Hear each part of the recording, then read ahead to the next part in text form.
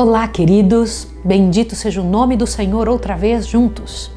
Você e eu temos estudado, temos feito por onde que a palavra de Deus tem entrado em nosso coração, e quando a palavra de Deus entra, pela graça e poder de Deus, acontece uma outra coisa muito importante: ela se transforma em atitudes. Quando a palavra de Deus é assimilada no coração, na vida, ela se transforma em comportamento, em uma vida igual à vida do céu. É esse o interesse de Deus. Por que Ele deixou sua palavra? Para que pela leitura, pela contemplação dos atos de Jesus, nós venhamos a entender como funcionam as coisas do céu. Eu quero orar com você agora por causa disso, porque hoje nós vamos fazer uma revisão e já entrar na parte principal da maior profecia que a Bíblia tem. Vamos orar juntos? Senhor Deus misericordioso, nós sabemos que nossa mente, Senhor, não é mais a mesma de quando o Senhor nos criou. Nós temos muitas limitações, temos dificuldades para entender. Mas o Senhor disse na sua palavra que se quiséssemos sabedoria, deveríamos pedir a Ti, que o Senhor daria abundantemente. Dá-nos sabedoria para compreender, Senhor, porque vamos precisar entender sobre isso. Em nome de Jesus. Amém. Se você chegou agora nos estudos bíblicos, eu sei que você deve estar assim, né? O que é isso de Daniel 7? O que é isso da maior profecia de Daniel 8? O que vem a ser Daniel 9? Eu sei que você está pensando. Eu sei que o seu coração fica apreensivo, mas estude desde o número 1. Eu preciso fazer uma revisãozinha agora com você. Pegue a sua Bíblia. Lembra que para estudar nós temos que ter a Bíblia do lado e a Bíblia juntamente com os outros livros, porque ela é uma continuação. Olha que coisa interessante que nós temos.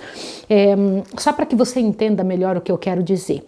O Senhor Deus chamou um homem para escrever. Quando este morre, alguém tem que continuar a história, porque a história de Deus não acabou. Na verdade, a Bíblia é a história de Deus. O Senhor Deus, na sua misericordiosa bondade, tem dado esta compreensão de como as coisas funcionam dentro da mente dele. Então, quando o outro escritor chamado, ele falece, Deus chama outro para dar continuidade daquele ponto em que parou. Você pode imaginar que coisa bonita? Daniel fez uma parte, Daniel cumpriu uma parte desse trabalho, o trabalho de Deus em nos explicar a verdade. E qual era o contexto? O povo do Senhor, que tinha sido chamado para serem os receptáculos de sua graça, o povo que era o guardador da lei, aquele por quem Deus falaria para alcançar os outros povos que Deus amava, porque na verdade não tem um povo que Deus ama mais do que o outro. O Senhor Deus ama a todos igualmente, mas o Senhor Deus chama um povo para uma missão especial a fim de levar a mensagem sagrada para os outros povos. E esta verdade de comentar sobre isso é que tem feito toda a diferença. O povo de Deus que ele chamou para serem os guardadores da vontade e da lei de Deus era o povo judeu. No entanto, esse povo falhou com Deus. Deus pediu que eles levassem a mensagem, não que se contaminassem com o povo. Eles deveriam levar as mensagens aos povos da terra, não que se comentassem com as atitudes erradas do povo da terra. Mas por que atitudes erradas? Porque existe o povo de Deus e o povo do inimigo, um povo controlado por Deus e um povo controlado pelo inimigo, enganado pelo inimigo de Deus. E a vontade do Senhor é que o povo dele fosse ao outro povo e revelasse o que Deus deixou claro, para que nós venhamos a saber, agir e pensar, para estarmos preparados para a restauração que Deus quer fazer em nós e nos levar para morar com Jesus. E este povo, o povo judeu, ao afastarem-se de Deus, se tornaram cativos do próprio povo que deveriam salvar. No caso, Babilônia. O capítulo 1 do livro de Daniel fala exatamente disso. Do povo do Senhor sendo levado para a Babilônia e lá em Babilônia alguns dando bons exemplos. Não é fantástico isso? É isso que o Senhor Deus quer, que nós venhamos ser testemunho vivo do que Deus é capaz de fazer por nós. O rei da Babilônia, que era Nabucodonosor, teve um sonho muito interessante que Deus havia lhe dado. Ele tinha feito perguntas dentro do seu coração sobre o que seria depois dele. Depois do reino dele, o que é que viria? Como vai ser o futuro do planeta? E o Senhor Deus revelou para ele todos os reinos da terra, até o último. O último reino que vai existir é o reino de Jesus Cristo, do qual você e eu pertencemos. Mas como fazer para o reino de Jesus Cristo vencer? Isso aconteceu no capítulo 2. O capítulo 3, no entanto, aconteceu um negócio interessante. Vem mostrando um culto forçado. e acontecerá novamente. O que é um culto forçado? Nabucodonosor mandou erigir uma estátua de ouro imensa e que quem não adorasse a estátua seria lançado dentro da fornalha ardente. E 3 jovens hebreus que se mantiveram firmes. Você já percebeu que sempre é a minoria que se mantém firme nas coisas de Deus? Sempre a minoria. Os 3 jovens hebreus, eles não se ajoelharam na frente da estátua. Por quê? Porque existe um mandamento de Deus dizendo para nós não nos ajoelharmos na frente de nada a não ser o Deus eterno. Isso é muito sério. Quando nós entendemos as coisas dentro dessa dimensão, a nossa vida tem uma outra clareza, tem uma outra visão. E eles entendiam, não, eu não me prostro na frente de nada a não ser do Deus eterno. E eles foram lançados dentro da fornalha e o próprio Deus veio em ajuda a eles, veio ajudá-los. O próprio Jesus veio estar com eles e nem cheiro de queimado, né? Nada, nem nas suas vestes, e então, pela graça e poder de Deus, deram um excelente testemunho. Daniel 4, no entanto, quem escreve é o próprio rei Nabucodonosor, é a conversão de Nabucodonosor. Daniel já estava há muitos anos, são 35 anos de estudos bíblicos, eu posso dizer assim, né, com Nabucodonosor, e Nabucodonosor compreende a verdade do Senhor, mas primeiro precisou ser humilhado até o pó, passou 7 anos como animal, né? Ele foi acometido de uma doença que alguns pensam que é licantropia, e este homem, então, ele reconheceu o Deus do céu como o maioral, o Deus de Daniel, o Deus do povo judeu como o maior de todos. Aliás, o único que é Deus de verdade. Daniel capítulo 5 é a queda de Babilônia, né? Quando o neto de Nabucodonosor, chamado filho dele, né? Belsazar, ele faz um banquete para os grandes do seu reino, porque ele era, na verdade, só para que você entenda, eles eram adeptos do hedonismo. O que é o hedonismo? Se você quiser, faça-o. Se você tiver vontade, pegue. Se você tem desejo, faça. Se existe alguma coisa que você tem... O hedonismo não tem barreiras. Eles eram adeptos disso. Consegue entender? Então, diante disso, eles faziam o que viria na cabeça. E o Senhor Deus, então, já tinha dado luz demais, porque é assim mesmo, quando o Senhor Deus dá luz, um dia ele cobra. É isso que você está ouvindo. E eles tinham tido chances e mais chances de mudar o reino, de aprender. Quando Deus manda um dos dele para o meio de um povo, é a chance que esse povo tem de fazer mudanças de vida. É por isso que você e eu temos que ser fiéis onde estamos. É por isso que você e eu temos uma responsabilidade no meio onde estamos vivendo. E nossa responsabilidade é muito grande. Daniel capítulo 5 mostra claramente a queda de um reino que poderia ter sido uma bênção no mundo. E quem tomou o local como maioral dos reinos do mundo? A Média e a Pérsia, né? Isso está escrito em Daniel capítulo 5, verso 30 e 31, onde mostra claramente que o próximo reino que tomou o lugar, assim como dizia a estátua de Daniel capítulo 2, foi o reino da Média e da Pérsia. Daniel 6, Daniel na cova dos leões. Desde criancinha a gente sabe dessa história de um homem velhinho que foi jogado lá dentro da cova dos leões e o Senhor Deus fechou a boca dos leões. Você acredita mesmo no Deus eterno? Você confia que Deus é capaz de cuidar de qualquer coisa para cuidar da sua vida, da vida de seu povo? O Senhor Deus diz, eu darei nações por você. Eu sou capaz de fazer qualquer coisa por você. Na verdade, Deus é capaz de deixar o céu todinho vazio para poder cuidar de mim e de você. Ele mandaria todos os anjos para cuidar de você e de mim. Isso é fantástico. Eu quando paro para pensar nisso, eu digo, eu estou muito bem protegida. Pode estar uma bagunça o planeta. Deus está no controle. Ainda quem está no controle é o Deus eterno. É isso que você tem que pensar. Daniel capítulo 7, no entanto, começa uma profecia de mais alcance. É uma repetição de Daniel capítulo 2, só que com os adendos a mais. E eu gostaria que você observasse com muito cuidado a comparação que é feita de Daniel 2 e Daniel 7, que é um dos nossos estudos.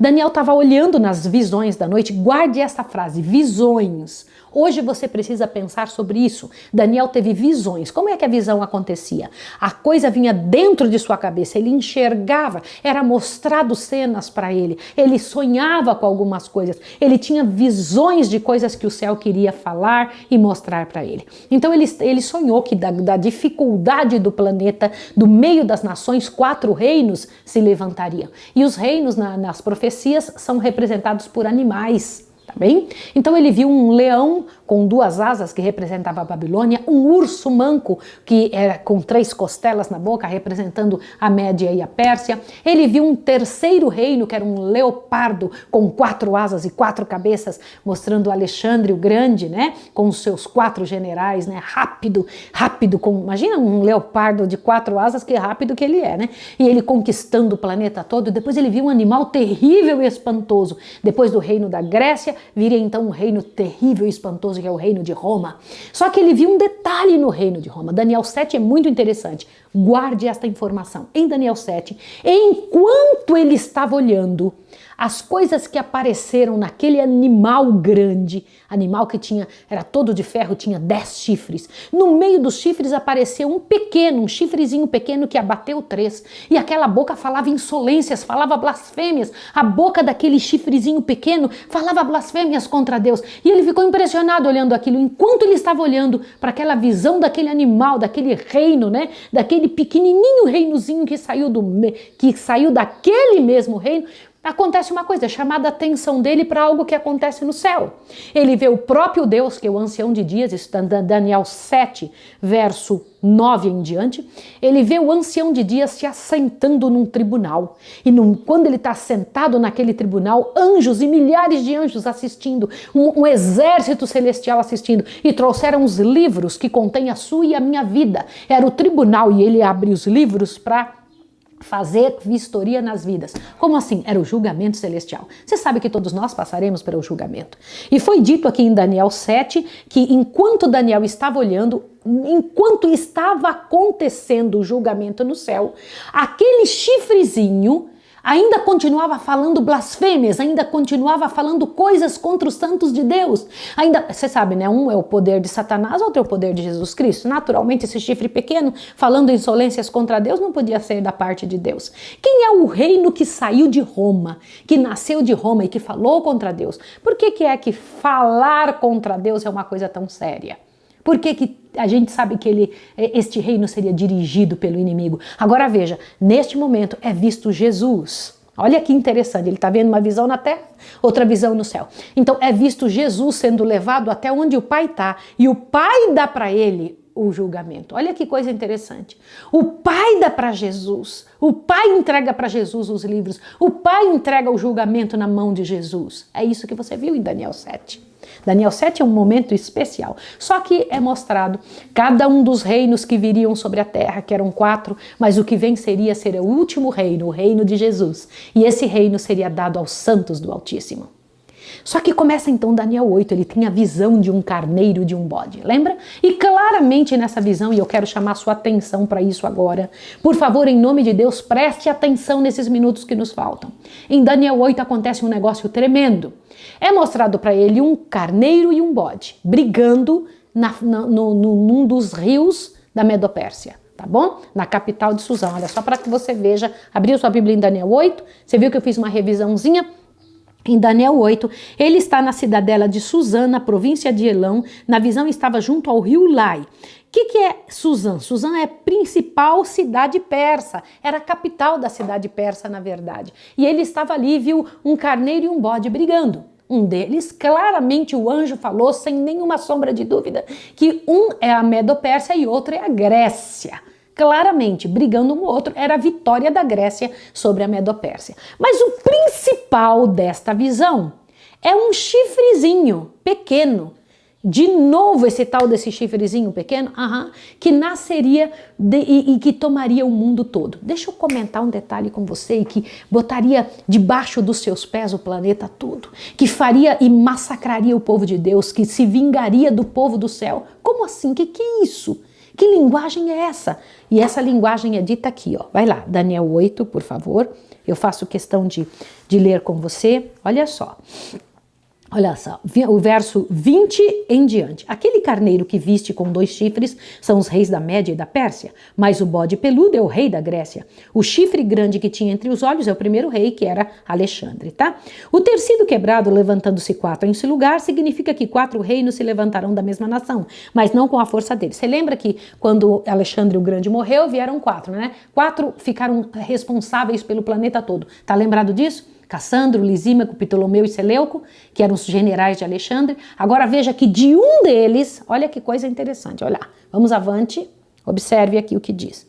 23. Mas no fim do seu reinado, quando os transgressores encherem a medida do seu pecado, levantar-se-á um rei feroz, de semblante e entendido em inimigas. Quem é este rei feroz que se levantaria? Grande será a sua força, mas não de si mesmo. Você percebeu que aqui é dito que ele teria força, este chifrezinho pequeno que se levantou, este pequenininho, uma ponta pequena, teria força, mas não de si mesmo? Por quê? O que isso significa? Presta atenção no que você está lendo. Avante, um pouco mais, eu preciso que você observe. Ainda diz assim, ó. Grande será a sua força, mas não de si mesmo. Ele destruirá terrivelmente, prosperará e fará o que lhe aprouver. Destruirá os poderosos e o povo santo.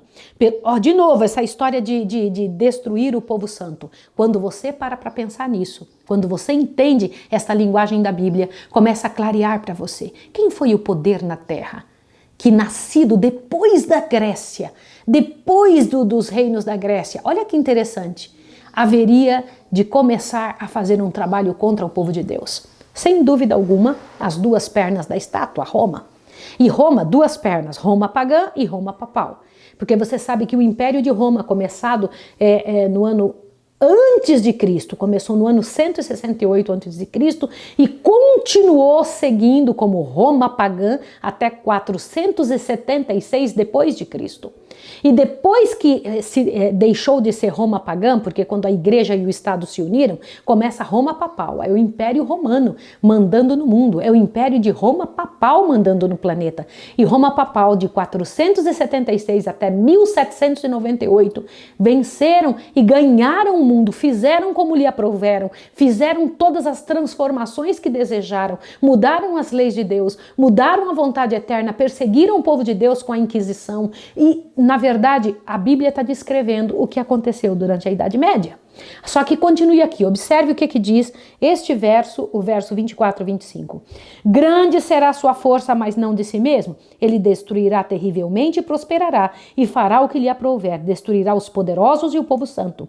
Pelo seu entendimento também fará prosperar o engano, e no seu coração se engrandecerá e destruirá muitos que vivem em segurança. Ele se levantará contra o príncipe dos príncipes. Quem é o príncipe dos príncipes? Jesus, presta atenção. Olha lá, mas sem esforço de mãos será quebrado. Agora, que interessante, no capítulo 8 é o capítulo mais fácil de todas as visões. Por que eu digo que é o capítulo mais fácil? Porque é um anjo que vem e explica. Mas mesmo o anjo explicando, dizendo que um dos animais, né, o carneiro, claramente, olha lá, veja de novo, dizendo que o carneiro era a Médio-Pérsia, que o bode peludo era a Grécia, mesmo o anjo falando todos os detalhes, Daniel ainda fica confuso. Por que Daniel estava confuso? O que foi que ele não tinha entendido? Se você e eu, que temos menos inteligência que Daniel, compreendemos, porque o anjo explicou com clareza, ficou uma partezinha que ele não entendeu. O que ele não entendeu? Qual foi a parte que ele não compreendeu? Isso eu quero que você compreenda agora. Eu tenho 5 minutos para te fazer compreender o que nós vamos estudar no próximo estudo. O que foi que fez Daniel ficar angustiado? Dê uma olhadinha aqui. Olha o que diz o verso 26. A visão da tarde e da manhã que foi dita é verdadeira. Isso aqui é o anjo falando com ele. Tu, porém, cerra a visão, porque só daqui a muitos dias se cumprirá. Aí Daniel, do verso 27, diz: Eu, Daniel, estive enfraquecido e enfermo alguns dias. Então me levantei e tratei do negócio do rei. Espantava-me com a visão e não havia quem entendesse. Olha para cá. Que visão foi que ele não entendeu? Se o anjo explicou praticamente tudo, tem uma parte que ele não entendeu, que a maior parte das pessoas nem compreendia porque que Daniel estava tão nervoso, ficou tão entristecido e tão chateado. Qual foi a parte que ele não entendeu? Claramente, ele sabia quem era o bode, ele sabia quem era o carneiro, ele sabia tudo. Ele sabia que 4 haveriam de se levantar depois de Alexandre morrer, mas ele não sabia que parte. Olha, quando Daniel estava olhando a briga entre esses dois reinos, entre o reino da Medo-Pérsia e a Grécia, ele viu 2 anjos falando.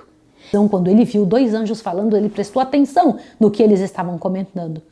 Um anjo estava falando assim para o outro: até quando durará esta situação? Quer ver isso na Bíblia?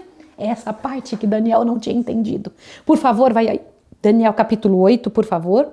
O verso 13, ó. Depois ouvi um santo que falava. Disse outro santo aquele que falava. Eram dois conversando. Até quando durará a visão do sacrifício contínuo e da transgressão assoladora para que seja entregue o santuário e o exército a fim de serem pisados? Aí o verso 14. E ele me disse, até 2.300 tardes e manhãs, e o santuário será purificado. Opa! Você sabia? Ele entendeu tudo sobre os animais, mas não entendeu esse negócio de 2.300 tardes e manhãs. O que era isso? E por anos, o mundo todo tem ficado perplexo em pensar por que Daniel não entendia. Agora vamos entender uma coisa. Presta atenção no que eu vou te explicar. Você sabia que a palavra visão foi traduzida na nossa Bíblia, do original, tem duas palavras para visão. Visão grande e uma parte da visão. Isso mesmo que você entendeu. A visão toda e um pedacinho dela. Tem diferença da visão no todo e só um pedaço da visão? Claro que tem. Daniel tinha entendido praticamente toda a visão, mas não um pedacinho. Como que a gente sabe disso? É olhar a maneira como a palavra visão foi traduzida. Na nossa Bíblia tudo está escrito visão, mas no original está escrito Daniel entendeu quase toda a visão, mas não uma parte dela. Como assim? Olha aqui o que eu vou te mostrar agora. Olha lá, presta atenção aqui para você entender. O verso 15. Então eu, Daniel, contemplava a Casom, está escrito visão na nossa Bíblia, mas no original está escrito Casom, e procurava entendê-la. Diante de mim se apresentou um ser semelhante ao homem.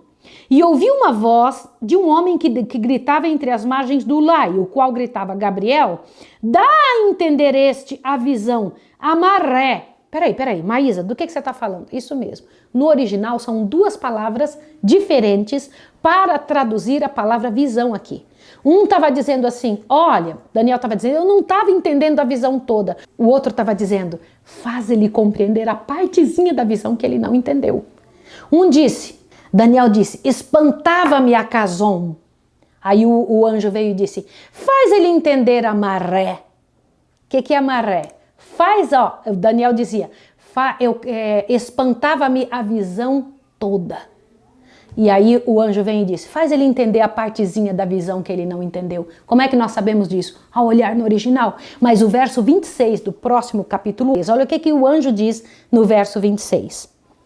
Olha, diz assim, a visão da tarde e da manhã, a maré da tarde e da manhã que foi dita, é verdadeira. Tu, porém, cerra Casom, porque só daqui a muitos dias se cumprirá. Aí Daniel continua. Eu, porém, estive enfraquecido e enfermo alguns dias. Então me levantei e tratei do negócio do rei. Espantava-me como a maré e não havia quem a entendesse. Ele dizia, espantava-me este pedacinho da visão que eu não entendi e eu não estou compreendendo. A pedacinho que faltava, um pedacinho só, a maré, um pedacinho da visão. E eu não estou compreendendo. Era isso que ele estava chateado, porque tinha uma partezinha que ele não tinha entendido. Por isso, o capítulo 9 todinho foi escrito. Porque ele ficou anos estudando, procurando na Bíblia onde é que ele podia achar 2.300 dias, ou 2.300 tardes e manhãs. Onde é que eu vou achar nisso? Daniel tinha o princípio correto de procurar na Bíblia o assunto paralelo àquele para que ele pudesse compreender. Por isso que Daniel começa assim, no primeiro ano de Dario, filho de Assuero, da nação dos Medos, o qual foi constituído rei sobre o reino dos caldeus. Olha Daniel explicando. No primeiro ano do seu reinado, eu, Daniel, entendi pelos livros que o número de anos de que falou o Senhor ao profeta Jeremias, que havia de transcorrer sobre a desolação de Jerusalém, era de 70 anos. Por que ele começa a falar que ele estava estudando e procurando saber quanto tempo ia demorar essa desolação sobre o povo judeu? Porque ele procurou alguma data na Bíblia, alguns dias na Bíblia, e ele entendeu que só o profeta Jeremias falou sobre um tal de 70 anos que o povo de Israel ia ficar como escravo de Babilônia. E ele, pois é, 70 anos. E ele estava angustiado. Agora o verso 3, olha lá.